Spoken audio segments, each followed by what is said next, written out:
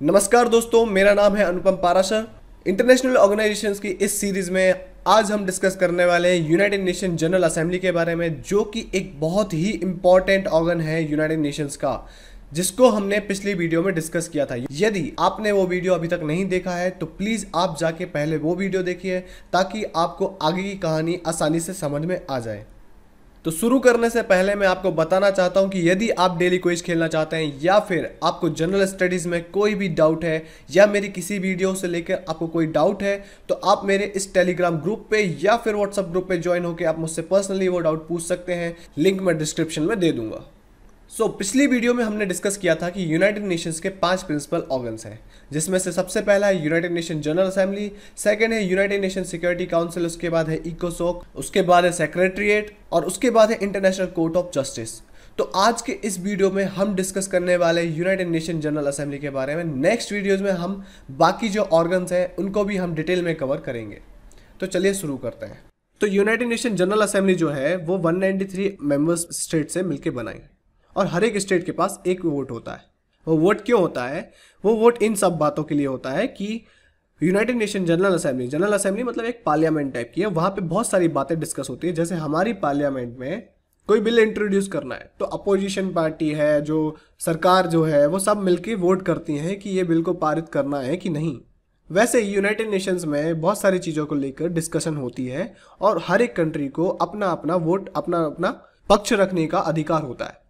तो वो कौन कौन सी बातें हैं जिन पे बात होती है यूनाइटेड नेशन जनरल असेंबली में? एक तो इंटरनेशनल पीस एंड सिक्योरिटी को लेकर बात होती है, डेवलपमेंट के लिए बात होती है, दुनिया के लिए डेवलपमेंट, सस्टेनेबल डेवलपमेंट की बात होती है, डिसआर्ममेंट की बात होती है, ह्यूमन राइट्स की बात होती है, international law and order maintain करने की बातें होती हैं। और यदि दो नेशंस हैं जो आपस में किसी बात को लेकर, जमीन को लेकर, लोगों को लेकर या कुछ भी किसी भी बात को लेकर लड़ रहे हैं, ठीक है, तो उनके बीच के जो डिस्प्यूट को पीसफुली सुलझाना है, तो उसके बारे में भी यूनाइटेड नेशन जनरल असेंबली में बात होती है। अब यूनाइटेड नेशंस इतनी बड़ी ऑर्गेनाइजेशन है, उसका बजट भी होगा, तो बजट भी है। तो वो किस बेस पे बजट बनता है? बजट बनता है मेंबर्स स्टेट्स के, जो मेंबर्स, जितने भी मेंबर्स हैं, उनकी फाइनेंशियल सिचुएशन देख के बजट बनता है, ठीक है। और फाइनेंशियल सिचुएशन की रिपोर्ट जो है वो जो 4 ऑर्गन्स हैं, बाकी जो 4 ऑर्गन्स हैं जिनके बारे में हम आगे पढ़ने वाले हैं अगले वीडियो में, उनसे रिपोर्ट्स ली जाती है। उनकी रिपोर्ट्स को कंसीडर करके यूनाइटेड नेशंस अपना बजट बनाता है। अब ये यूनाइटेड नेशंस है, ये देखो आप, इसकी पिक्चर देखो, ये एक पार्लियामेंट की तरह ही दिख रही है। तो पार्लियामेंट है, एक पार्लियामेंट की तरह ही है। तो इसके सेशन होते होंगे जैसे हमारे राज्यसभा लोकसभा के सेशन होते हैं, इसके भी सेशन होते हैं। और वो कब से कब तक होते हैं? एनुअली हर साल होते हैं, सितंबर टू दिसंबर। इसके कुछ स्पेशल सेशन भी होते हैं, इमरजेंसी स्पेशल सेशन भी होते हैं, ठीक है। ये 24 घंटे के अंदर बुलाए जा सकते हैं इमरजेंसी स्पेशल सेशन। कौन बुला सकता है? तो यूनाइटेड नेशन सिक्योरिटी काउंसिल मतलब यूएनएससी, जो एक मेन ऑर्गन है, वो बुला सकता है। उसके बाद मेजोरिटी, यदि मेंबर्स, बहुत सारे मेंबर्स बोल रहे हैं कि नहीं भाई बुलाओ, किसी टॉपिक के ऊपर डिस्कस करना है, तो वो बुला लेंगे, ठीक है, इमरजेंसी स्पेशल सेशन लग जाएगा। और यदि एक मेंबर अपनी कुछ इच्छा रखता है, अपना कुछ पक्ष रखना चाहता है, बात रखना चाहता है, और उसके पास बहुत सारी मेजोरिटी है देशों की जो उसका सपोर्ट करते हैं, तो वो भी बुला सकती है एक स्पेशल सेशन। यूएनजीए कुछ अपॉइंटमेंट्स करता है। तो सबसे पहले तो सेक्रेटरी जनरल की अपॉइंटमेंट करता है यूएन के। सेक्रेटरी जनरल कौन है? अभी बताया था, एंटोनियो गुटेरेस, ठीक है।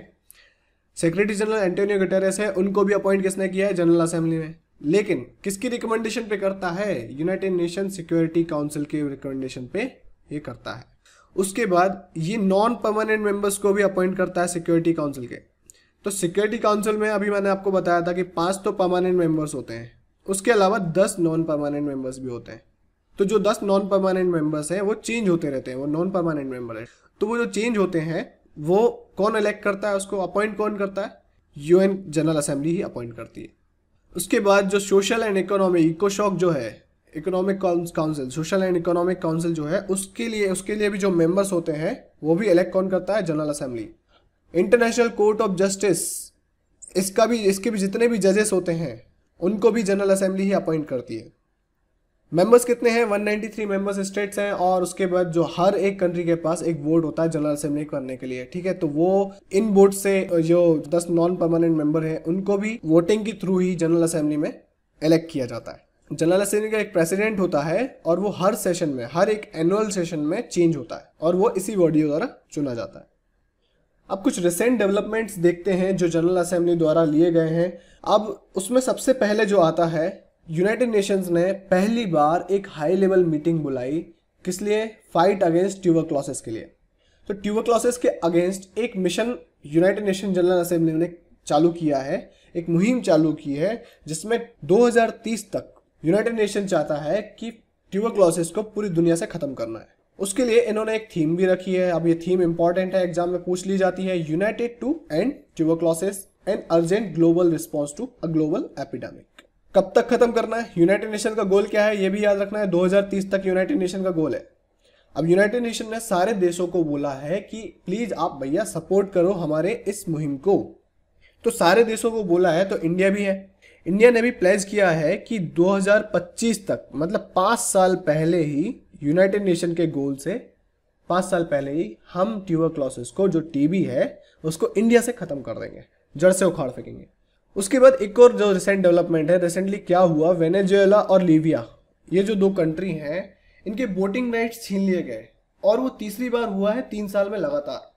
क्यों हुआ है? उसका रीजन ये है कि वेनेजुएला और लीबिया, इनके पास बहुत सारा पैसा यूनाइटेड नेशंस को देना था, जो बकाया है, जो इन्होंने दिया नहीं है। इनने नहीं दिया तो यूनाइटेड नेशन ने इनको बैन कर दिया कि भाई साहब आप वोट नहीं कर सकते। तो ये थी हमारी आज की वीडियो, जिसमें हमने यूनाइटेड नेशन जनरल असेंबली के बारे में डिस्कस किया। यदि इस वीडियो से रिलेटेड आपको कोई डाउट है तो आप मुझसे इस टेलीग्राम ग्रुप पे या फिर व्हाट्सएप ग्रुप पे ज्वाइन होकर पर्सनली मुझसे पूछ सकते हैं। लिंक मैं आपको डिस्क्रिप्शन में दे दूंगा। आई होप कि आपको ये लेक्चर पसंद आया होगा। यदि ये लेक्चर पसंद आया तो प्लीज़ शेयर करिएगा, सब्सक्राइब करिएगा and thank you for watching.